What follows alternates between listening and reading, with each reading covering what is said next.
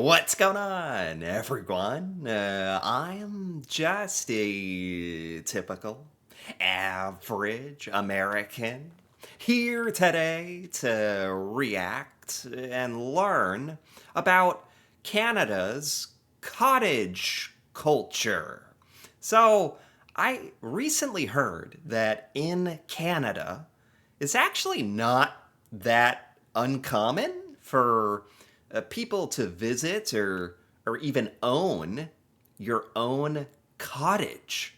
Now, when we say the word cottage, I think that's what I think of as like a cabin or some nice little house by a lake or something, if I understand. So, to be completely honest, that sounds really, really nice. Like, I'm a bit jealous because I had no idea that this was like a normal or popular thing in Canada, but here in the United States, anyway, it's a really, really big deal for anyone to own like a second property or something like this. Like, you're doing very, very well if you have like a nice little house by the lake or something somewhere. Like, that's really cool. So today I want to learn more about these cottages in Canada because it's kind of I don't know, unusual to me that this is like normal. Or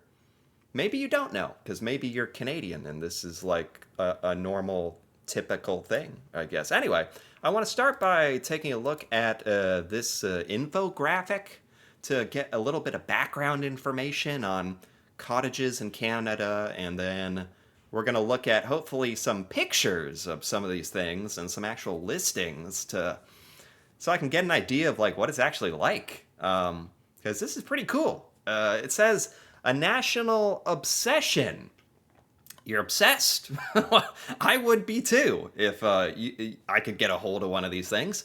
15% cottage ownership. Okay, that's actually like makes a lot of sense. That's a high number, but in my mind, like, not knowing anything about this, I was thinking, is it like 50% to like a 90% of Canadians own a cottage? Oh my God. I know you guys have a lot of lakes.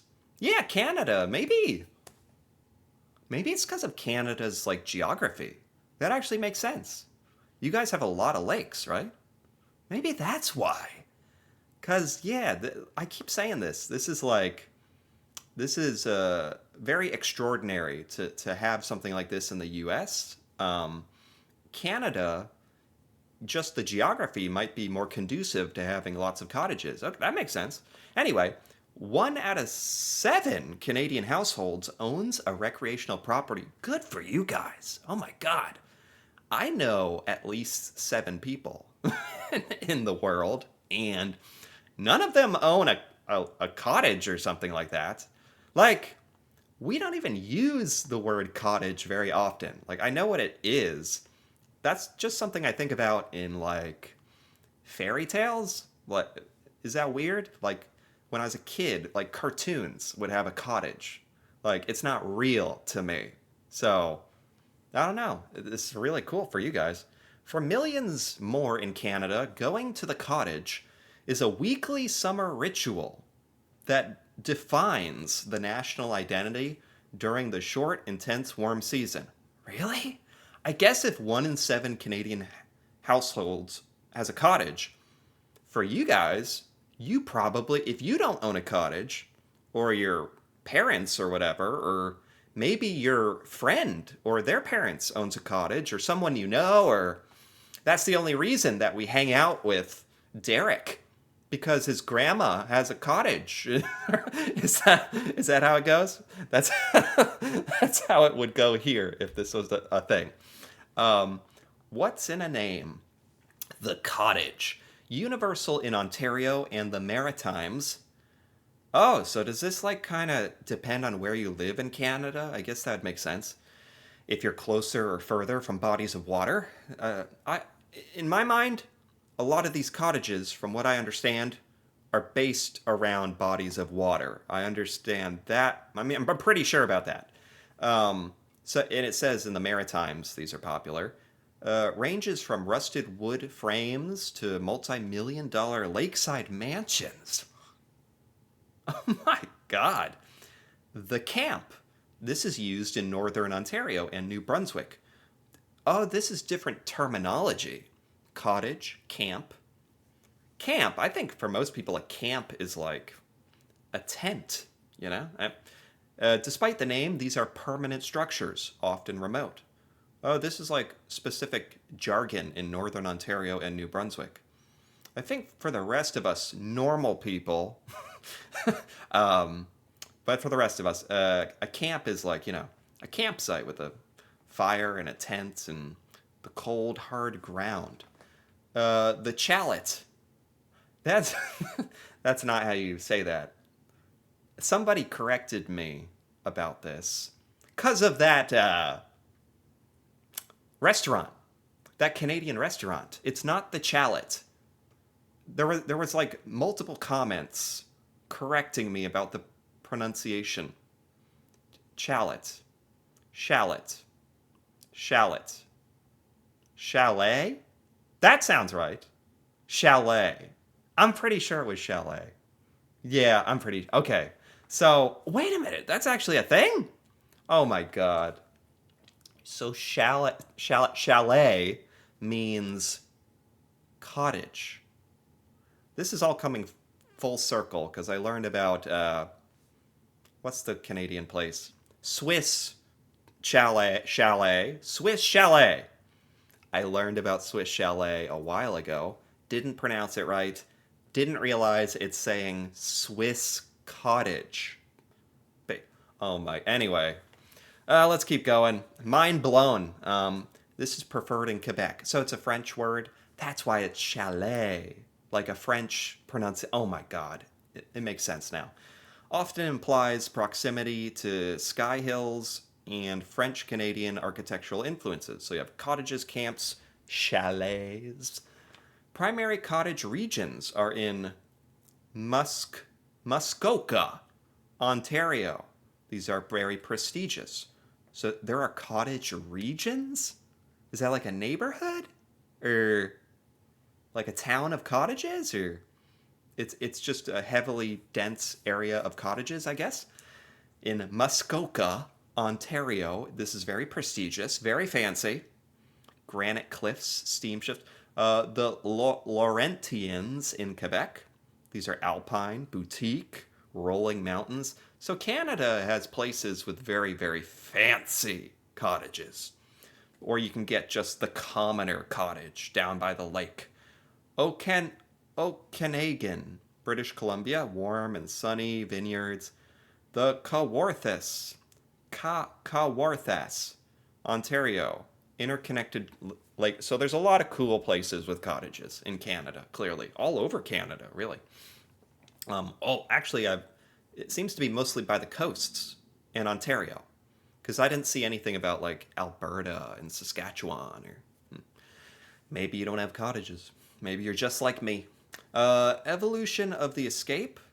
This is like the history of cottages, cottage culture in Canada. Canada, 1880s, Victorians elite build grand lodges, accessible by rail and steamship. In the 1920s, the group of 7 painters immortalized the rugged landscape in art. So in the 20s, this was becoming part of Canadian culture. It was getting put in paintings, famous paintings, cottages. In the 50s, post-war prosperity and the automobile make lakefront land accessible to the middle class. That's the big distinction for me, is that a cottage, cabin, lake, whatever, in the US, that is a luxury. That's a high-class item. And it seems like it's much more accessible in Canada, which is amazing.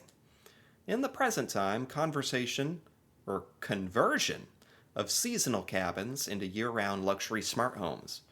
Oh, cabins. Cottages are not good enough anymore. It's luxury smart homes now. Oh, excuse me.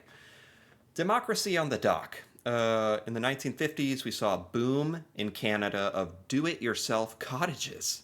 Families would drive north of Toronto or Montreal, clearing their own lots on the Canadian Shield. which is an area in Canada.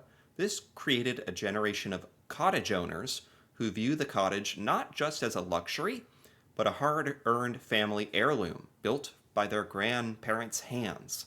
Oh my God. So this is like, perhaps for many Canadian families, this is something that is passed down through the family. It's a family property. That would make sense to me, especially given this day and age. This stuff has to be very expensive. Like, it can't be that accessible. If this at one point was, I know property prices have skyrocketed in the US and Canada, so maybe this is more of like a family heirloom thing. Cottage architecture. Oh my God, these are beautiful. The design, from 19th century log cabins with fieldstone fireplaces to modern glass walled pavilions. Oh my, so not surprising in the modern day, you have like older style log cabins like Abraham Lincoln was living in with his axe and his wooden teeth, and these super smart modern glass cabin homes, which, if that's your thing, why not? The floating living room in Canada, the dock is the center of social life. Like literally the dock, like to the water. It serves as a kitchen table, a sun deck, a diving board. Many cottages are situated on the rugged Canadian Shield. Oh, so, because I thought the Canadian Shield was like, you can't really grow anything on it, but I guess it's great for cottage building. Pre-Cambrian rock that's billions of years old, making the wooden dock the only flat surface for gathering. Ah, the dock. Ownership demographics. 65% of cottages are inherited, multi-generational, held by the same family for 3 or more generations. So that's the majority of cottages in Canada. That makes sense to me. 20% are urban professional first-time bought cottages, 20% of these days. 15% are international investors, seasonal investors, just renting out the properties or whatever for money. Icons of the North, the Muskoka chair, known as the Adirondack. Never heard of it. But with curved slats to mimic. This is a type of chair, I guess. The common loon has a haunting flute like call, is the soundtrack of the Canadian wilderness. Is this true? Canadians watching? Do you have memories of hearing the haunting call of the Canadian loon while eating on the dock? Is that a memory I brought back? The bunkie is a tiny separate shed building used as an extra guest room. Make your guests stay in the shed, of course, as any good host would. Cottage coffee, best enjoyed on the dock at 6 a.m. We're getting oddly specific here, but that does sound very nice and romantic. The price of serenity. Oh, cottage prices. 2015, 350 to 500. It says now a lot of cottages are like $1 million. And why has everything got to be ruined in the future? I guess it's good if you own one, because the prices have skyrocketed. So it's probably hard to get a cottage these days, but it seems like more of a family thing. That I understand now. Okay, let's take a look at some cottages, because I want to know, like, especially nowadays, what we're actually talking about. Find your perfect cottage. This is like a cottagesincanada.com. Let's search Ontario, because it seems to be a popular place for cottages. Oh, wow. Oh, these are rentals. Wait, $1,000 for the weekend? I mean, these are beautiful. Like, I'll be honest. Wow. Oh, you have a hot tub. Never. I take back everything I said. This is great. And a sauna. This is like a rental. Oh my God. That's nice. Okay. Whoa. This is nice. This is like a house basically. Is this normal? For a cottage to be like a house? When I think of cottages, or I think of like a cabin or a lake house, it's like small, modest. This is too nice. What the heck?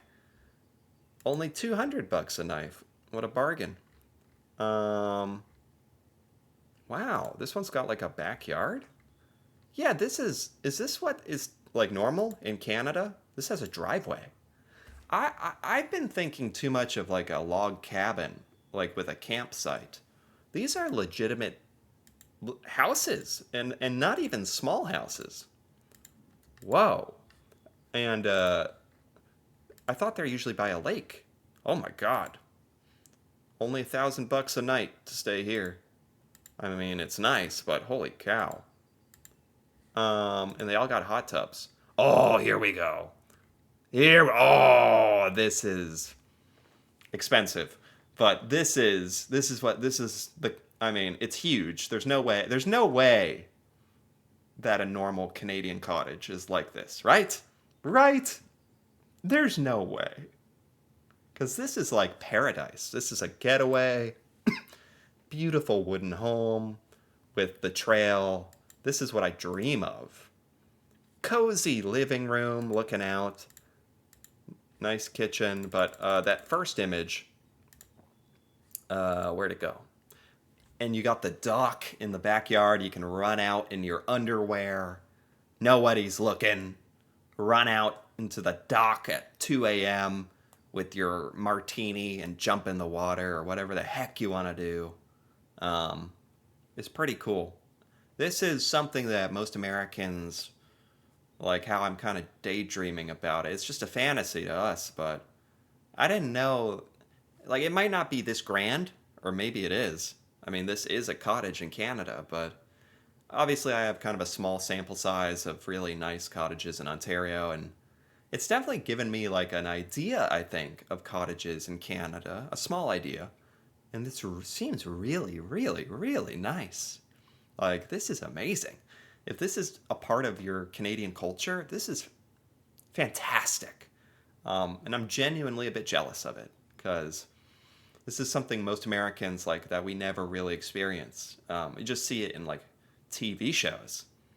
So that's really cool. I didn't know that this was a thing in Canada, and yeah, I like it. I like this a lot. This is really fun to learn about. So anyway, if you enjoyed this, feel free to give this video a like or leave a comment, especially if you're Canadian and you know about these cottages. If you own a cottage or know somebody or have any of these experiences, that would be really cool to hear about. And if you're interested in more videos like this, me reacting to Canada and Canadian things that I've never seen before, feel free to subscribe for more.